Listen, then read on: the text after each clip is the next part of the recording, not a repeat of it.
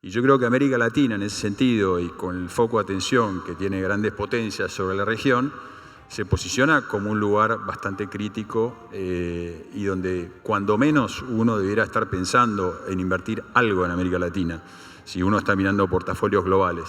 No tiene mucho sentido no tener exposición a la región. Después uno puede discutir en qué tipo de instrumento y demás, pero me parece que es una región que yo le prestaría atención si estuviera con el sombrero de una locación global. En el año 2010, el capital levantado en Private Capital era alrededor de 220.000 millones de dólares en todo el mundo. Hoy es 800.000 millones de dólares año a año, con un pico en el año 2022 de $1 trillón, 1.000 millones de dólares.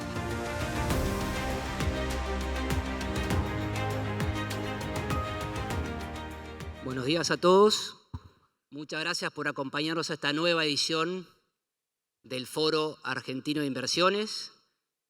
Espero estén disfrutando y bienvenidos al panel ¿Por qué invertir en Latinoamérica ahora? Mi nombre es Roberto Chute, socio y responsable para Latinoamérica de The Rohatyn Group o TRG. TRG es un fondo de inversión americano que invierte globalmente con foco en mercados emergentes. Y hoy me acompaña otro veterano de la industria que nos va a estar compartiendo sus vivencias, experiencias del mercado de private equity en Latinoamérica y, por supuesto, en Argentina.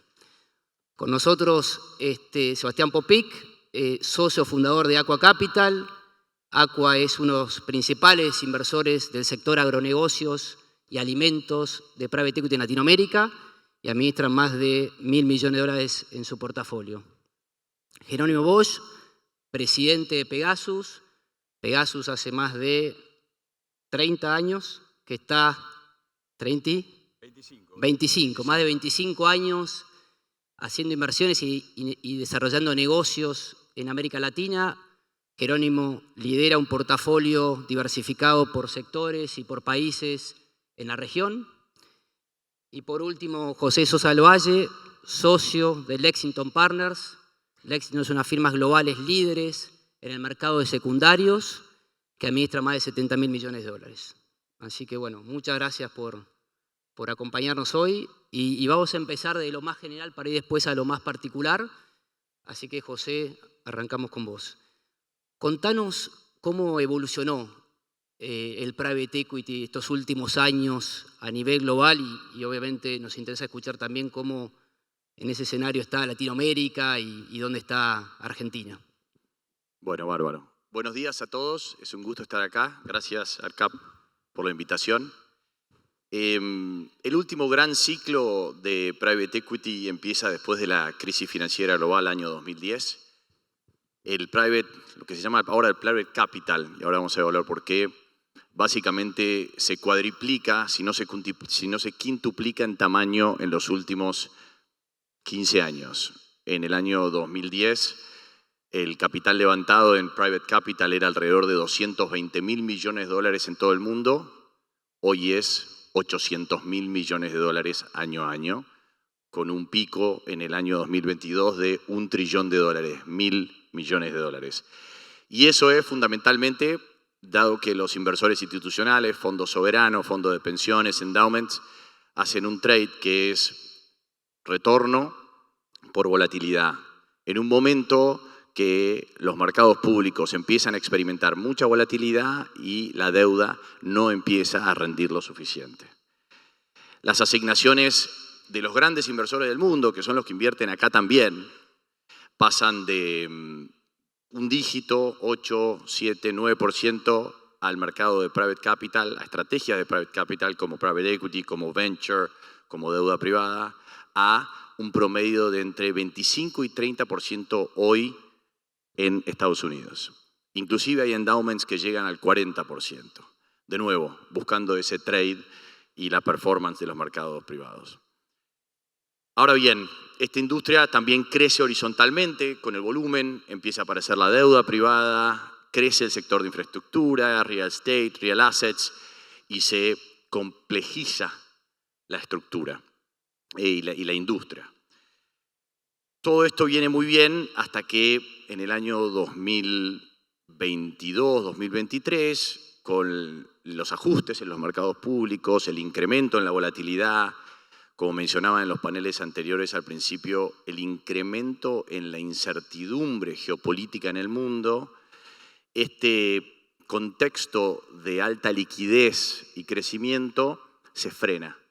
Y las distribuciones, los exits de todos los GPs en el mundo prácticamente bajan a la mitad en el año 2022, 2023, 2024.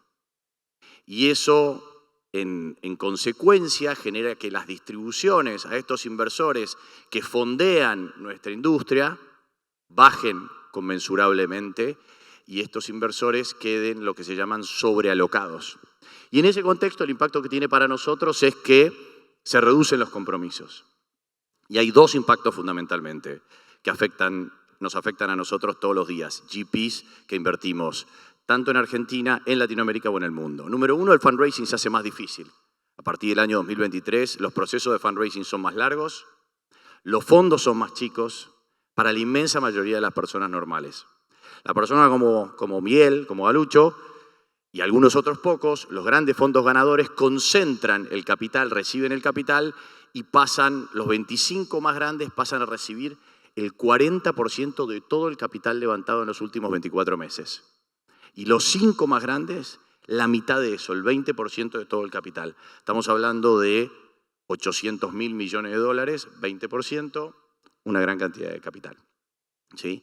Y lo segundo que sucede es que el capital que se venía levantando, que eran 800.000, $1 trillón, en los últimos 2-3 años se invierte rápidamente. ¿Por qué? Porque los GPs, como nosotros, que encontramos en momentos de alta volatilidad, alta incertidumbre, una oportunidad de compra, hay una gran cantidad de inversiones, pocas distribuciones, los inventarios de NAV crecen y crece una industria que venía creciendo ya, que es la industria secundaria.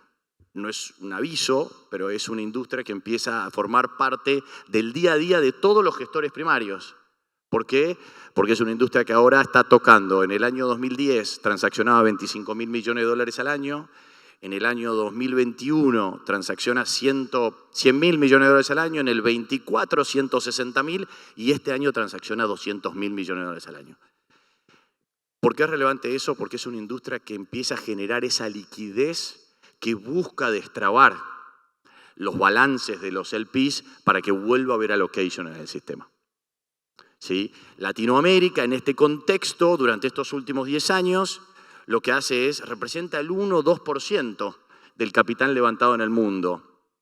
Private Equity domina en general el escenario hasta el año 2019, donde Venture Capital era meramente el 10% si uno miraba los promedios, y a partir de la pandemia y del boom digital y del Venture Capital, se da vuelta a un nivel que en el año 2021, de pasar de levantar 300 millones de dólares Venture Capital en Latinoamérica, en el año 2021 levantan 3.3 billones de dólares, multiplican por 10 ese escenario. Nos pasa lo mismo que a todos, para terminar, con la baja del fundraising nos afecta a todos, en Latinoamérica también, y Venture Capital, a partir de la estructura de levantamiento de capital y algunos vientos de cara que empieza a tener la industria por falta de liquidez, pasan de 3.3 billones a 650 millones este último año. No obstante, casi a la par con un poquito más que tiene Private Equity.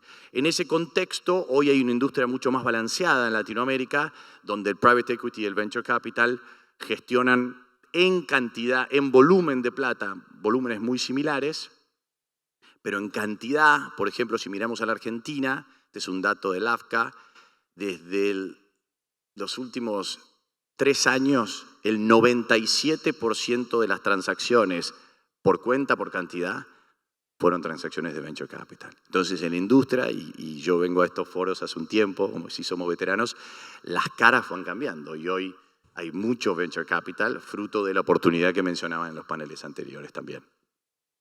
Muchas gracias, José. Muy interesante escuchar de dónde venimos y hacia dónde vamos, ¿no?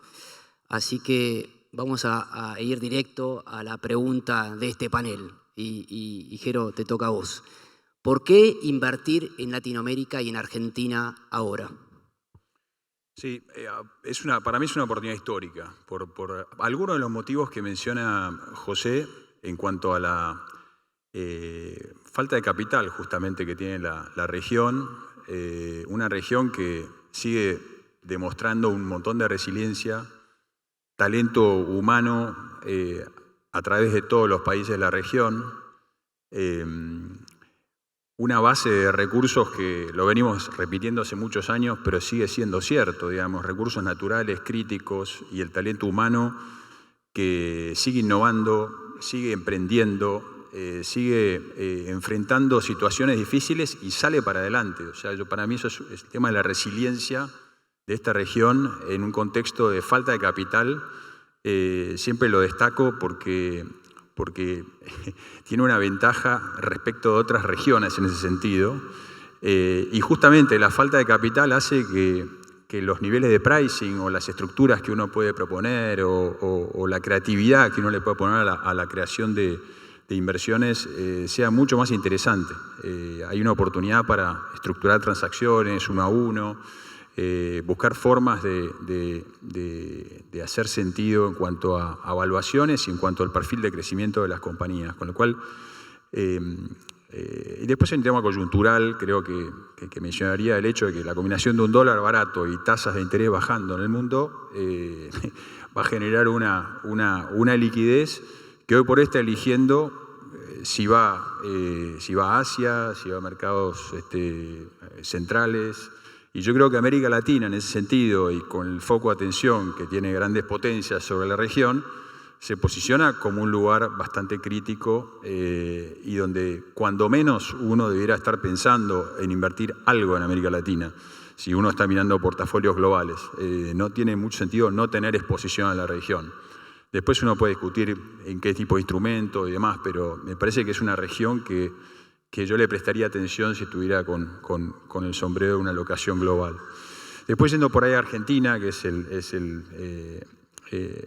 la temática también me parece que es un momento histórico, momento bisagra. Los últimos 25 años la Argentina creció a un mero 2,5% PIB per cápita, o sea, por debajo de la inflación americana, con lo cual estamos estancados hace mucho tiempo. Se está haciendo un trabajo durísimo, una limpieza de un montón de distorsiones que han habido en los últimos años, pagando un costo político claramente por ello, pero creo que monta las bases justamente para un desarrollo y una evolución que evidentemente se necesita esa confianza, ese empuje, y creo que nosotros somos en buena medida responsables de generar ese entusiasmo y contagiar y realmente empujar para adelante en momentos donde a veces tenemos que mostrar que somos resilientes como hemos sido 25 años, porque venimos invirtiendo hace 25 años y creo que hoy las condiciones son únicas, más allá del contexto, más allá de la situación particular de mercados y demás. Así que bueno. Creo que coincidimos los cuatro que hay una oportunidad súper atractiva y me gustaría hacerlo dinámico y pedirle a Sebastián también que nos cuentes o complementes lo que nos decía Jerónimo y si te parece agregar algún otro factor coyuntural o estructural que lo haga atractivo a este ciclo. Bueno, buen día. Creo que agarrando una visión macro primero, ¿no? Nosotros estamos en un momento donde el dólar viene del mayor ciclo de valorización desde el final de la Segunda Guerra Mundial. Son 12 años que después recibieron un impulso de 2 años más por los paquetes grandes fiscales aprobados en Estados Unidos por Biden y ahora por Trump. Entonces el dólar realmente está en su pico y en el ciclo más largo, y si uno ve y toma la historia como tendencia, en algún momento ese pico da vuelta y es algo bastante cíclico. Está acompañado de eso por una historia de déficits, que Estados Unidos tiene uno muy grande, y de tasas, que Estados Unidos tiene una tasa que se podría argumentar tiende más a bajar que a mantenerse y definitivamente a subir, por lo menos con la información de hoy. Estados Unidos concentró en esta última época 70% del capital privado al que José aludía, del mundo. Entonces, eso es una cantidad impresionante y una caída de 15%. En Estados Unidos aumenta 25% el capital para el resto del mundo. Ahora, si uno fuese un hedge fund, podría decir, bueno, entonces tomo una posición argentina, lo hago parte, porque lo que hago es un play long Argentina o long América Latina, que de paso es la perspectiva que nosotros tenemos como un fondo que ahora invierte en las Américas. Nosotros invertimos desde Canadá hasta Argentina y eso es nuestra visión. Al final del día, Argentina tiene un lugar en un portafolio desde una perspectiva micro, no macro. Lo macro está muy determinado por cuestiones que no controlamos. Entonces, nosotros tendemos a ver una visión más de adentro, pero lo que le pasó a Argentina, en menor escala es lo que le pasó a América Latina y en menor escala es lo que le pasó a todos los mercados emergentes. Entonces, cuando el dinero sale de China, porque Estados Unidos tiene cuestiones políticas, ese dinero va un poco a India, alguito al sudeste asiático, todo el resto se va a Estados Unidos principalmente, algo a Europa, alguito a Japón más recientemente. Eso para mí es la visión macro. La visión micro que uno tiene es que independientemente de la política, si Argentina tiene un superávit fiscal y un superávit comercial previsible, que también es una pregunta, es una enorme anomalía positiva dentro del mundo. El último punto es una visión micro. Hay tendencias estructurales y competitividades únicas que Argentina tiene. Las tendencias estructurales, se habló de tecnología, inteligencia artificial. Yo diría que también la agenda climática, Argentina tiene muchísimo a jugar a medida que se monetizan créditos de carbono, por ejemplo, y al mismo tiempo este pool de recursos humanos, de gente increíble que Argentina. Entonces, cuando uno piensa en tierra, trabajo y capital, a Argentina le falta el capital, y eso indica que Argentina debería tener un lugar en cualquier portafolio que se pueda diversificar en otros países. Más allá del atractivo que nos contaban Sebastián y Jerónimo, creo que no podemos olvidarnos tampoco de que estos últimos años para Private Equity, tanto la volatilidad del tipo de cambio como la demora en las salidas han sido un drag, han tenido un impacto en los retornos. Así que mirando este nuevo ciclo, ¿qué medidas o qué formas se les ocurre a usted que se pueden mitigar estos riesgos que han impactado en el pasado en los fondos de Private Equity?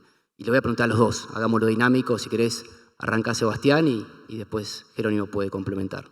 Nos complementamos porque hicimos la facultad juntos, así que no es otra cosa.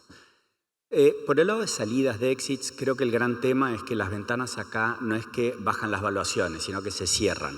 Y se pueden cerrar por periodos de años. Y nosotros hemos invertido 70%, 75% en Brasil, que uno diría, bueno, es el mercado más líquido de América Latina, y observamos absolutamente lo mismo. Entonces, tratando de ser resumido, se toma el dinero cuando se puede, de la forma que se puede y con estructuras completamente híbridas. O sea, liquidez es lo primero y uno no maximiza, creo que una analogía de béisbol, ¿no? Uno hace un single, tal vez un double, pero nunca te quedas con ese activo excelente mucho tiempo, porque cuando para uno puede estar bien, para el país no, y también contextos de volatilidad en costos del dinero o flujos de cambio o intereses y momentos estratégicos van a complicar cualquier otra cosa.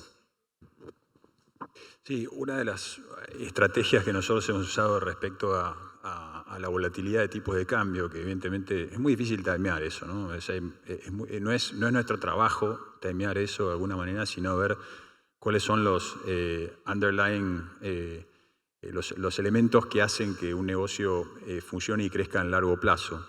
Por eso nosotros elegimos hacer inversiones de plataforma, en el sentido de ir invirtiendo en conceptos y en temáticas que están algo descorrelacionadas con el ciclo económico y a través del tiempo, cosa de que uno puede invertir en algún momento donde el tipo de cambio está un poco más apreciado, en otro está un poco más devaluado, y de alguna manera eso hace que el precio de entrada se vaya promediando de alguna manera razonable y no tenga esa exposición absoluta al caso cuando uno hace un buyout, que por ejemplo uno se compra una compañía, hace una inversión tal día, tal año, en tal momento, una inversión gigantesca que si uno tomó mal ese supuesto de tipo de cambio, es muy difícil salir de eso.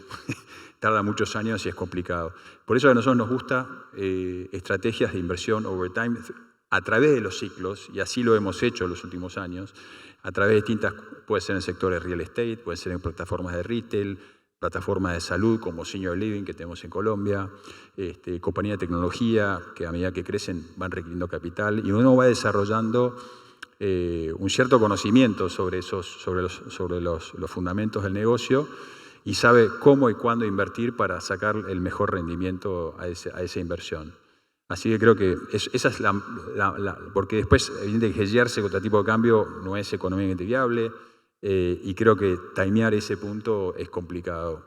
Y lo bueno es que es en un entorno donde hay un crecimiento a largo plazo sostenido, y después uno va a las oportunidades en concreto, ¿no? Uno puede tener un hedge natural porque se dedica a exportar, otro porque tiene un hedge contra la inflación, que eventualmente se recupera con tipo de cambio. Así que hay distintas formas que hemos utilizado nosotros para mitigar ese riesgo de manera razonable. No, totalmente de acuerdo. Creo que es un tema más que relevante en nuestro sector y sobre todo para los LPs, para los inversionistas de nuestros fondos. Así que conectando con eso y ahora escuchando la visión de los inversores o los LPs que invierten en los fondos de private equity, me gustaría escuchar, José, cómo está hoy el ecosistema inversor para Latinoamérica, para Argentina, y dentro de eso, ¿qué rol, que siempre se habla, qué rol tienen o van a tener las multilaterales y los fondos locales para poder canalizar o catalizar a los inversores internacionales? Bueno, me toca la pregunta fácil. La realidad es que, a pesar de las oportunidades que mencionaban en los oradores anteriores, tanto el ministro de Desarrollo como la agencia, como Miguel, la realidad es que el lado B de la moneda es que los inversores puedan ver eso. Y los inversores globales, voy a una palabra que dijo el ministro de Desarrollo de la ciudad, los inversores globales necesitan tener confianza, como cualquier otro inversor, al momento de invertir, y Argentina nos queda muy lejos, geográficamente y culturalmente. Entonces, había un puente que eran los fondos de fondos, y con esto no quiero ser negativo, sino quiero plantear un desafío para ver cómo lo solucionamos. Que a partir de su modelo de inversión quedó un poquito ineficiente, uno podría decirlo, o ha juzgado a la industria, la realidad es que no han continuado acompañando, y ellos canalizaban la inversión de los inversores globales a mercados en desarrollo, no solo a la Argentina, no solo a Latinoamérica, sino a todos los mercados en desarrollo del mundo. Y la manera que tenemos que hacer hoy, en la medida que vuelven los allocations, tenemos que empezar a tender puentes con los inversores globales, pero no se puede tender un puente con un inversor global o lograr convicción de un inversor global si no tenemos los inversores domésticos respaldando nuestras inversiones, en el formato que fuera, un fondo, una inversión, un SPAC, es lo mismo. Conceptualmente tenemos que trabajar en el marco regulatorio para volver a atraer a los inversores domésticos. México lo ha hecho muy bien, tomó el apetito de los gestores internacionales por la plata del Fondo de Pensiones de México y creó una regulación que obliga a los gestores a invertir en México. Y así hay un montón de ejemplos. Con lo cual, tenemos que trabajar con nuestra base de inversores locales para que acompañen a la industria. Este es un buen ejemplo, este foro, hoy con 1.100, 1.200 personas, el doble que el año pasado. Si los inversores domésticos no acompañamos a los deals, los fondos, las transacciones, es muy difícil que los inversores globales acompañen. Con lo cual, ahí hay un puente que tenemos que cruzar primero con nuestro vecino. Muchas gracias, José. Y me parece que no podemos, me están ahí haciendo señales de humo con los tiempos, pero no podemos, creo que no tocar tema sectorial. Y dado, Sebastián, tu experiencia focalizada en agronegocios y en alimentos, nos gustaría escuchar de vos qué sectores dentro de ese ecosistema hoy por hoy está viendo en este ciclo atractivo para invertir y obviamente lecciones aprendidas de las historias pasadas que puedas comentarnos acá. Primero, 30 segundos para complementar a José. Cuando yo arranqué hace 15 años atrás, decidí captar dinero fuera, ¿no? Yo viví mitad de mi vida en Brasil, entonces fuera era hacia el norte. Y de hecho captamos capital esencialmente en Estados Unidos, Canadá, Europa, después algo también en algún que otro fondo soberano.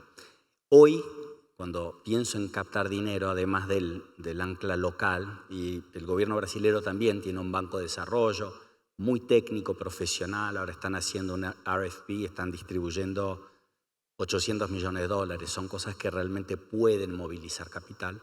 Pero también ahora estamos yendo a Asia, estamos yendo a Oriente Medio, porque hay una conectividad que se busca, hay una avidez, necesitan socios locales y tienen plata. Entonces, no solo estamos nosotros, sino todo el mundo. Yendo al set de oportunidades, digamos, Argentina es una potencia en el agro y a pesar de esfuerzos de restringirla, es un tigre que ruge, ¿no? Entonces, realmente hay chacareros de primer nivel mundial y también hay muchísima innovación en el ecosistema.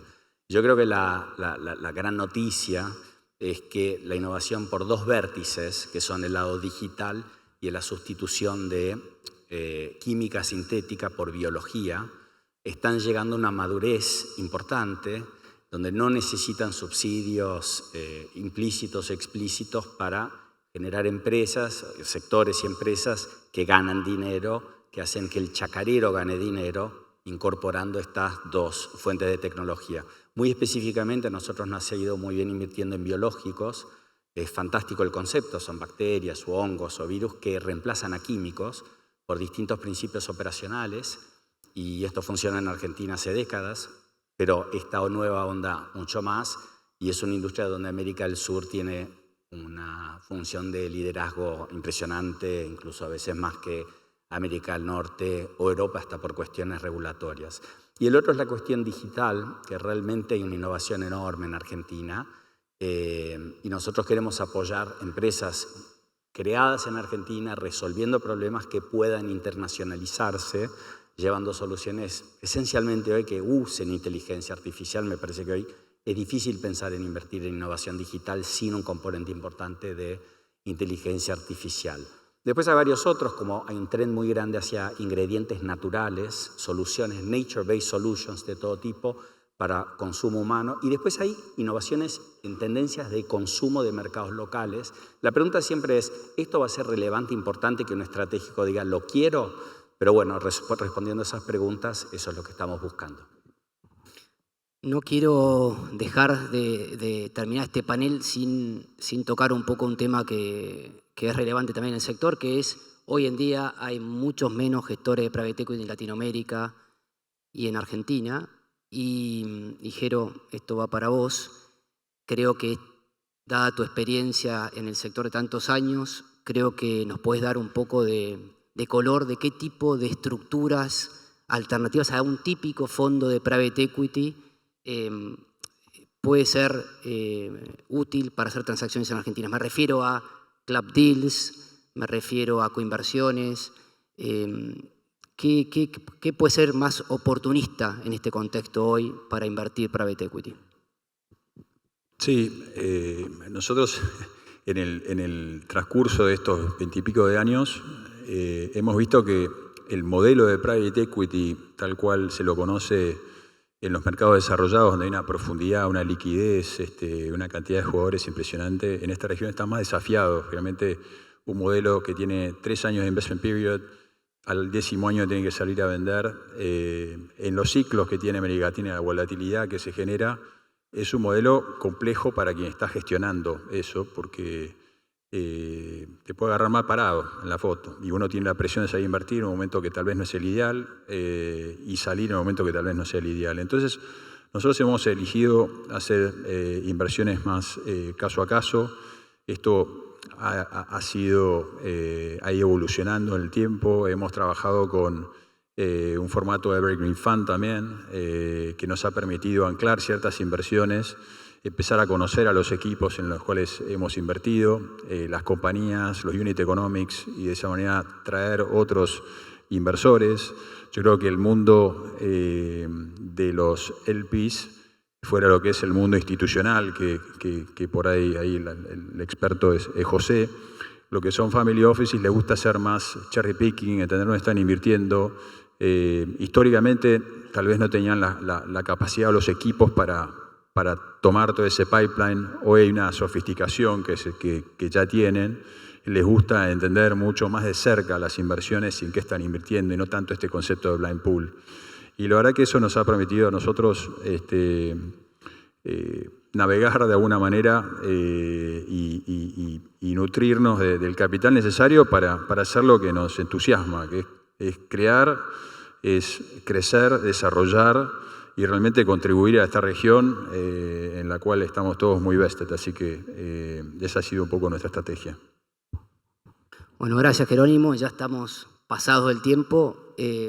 Creo que todos coincidimos que acá se presenta una oportunidad para el sector, así que, bueno, muchísimas gracias a los tres, gracias por acompañarnos, muy interesante creo para la audiencia escucharlos y los despedimos con un fuerte abrazo.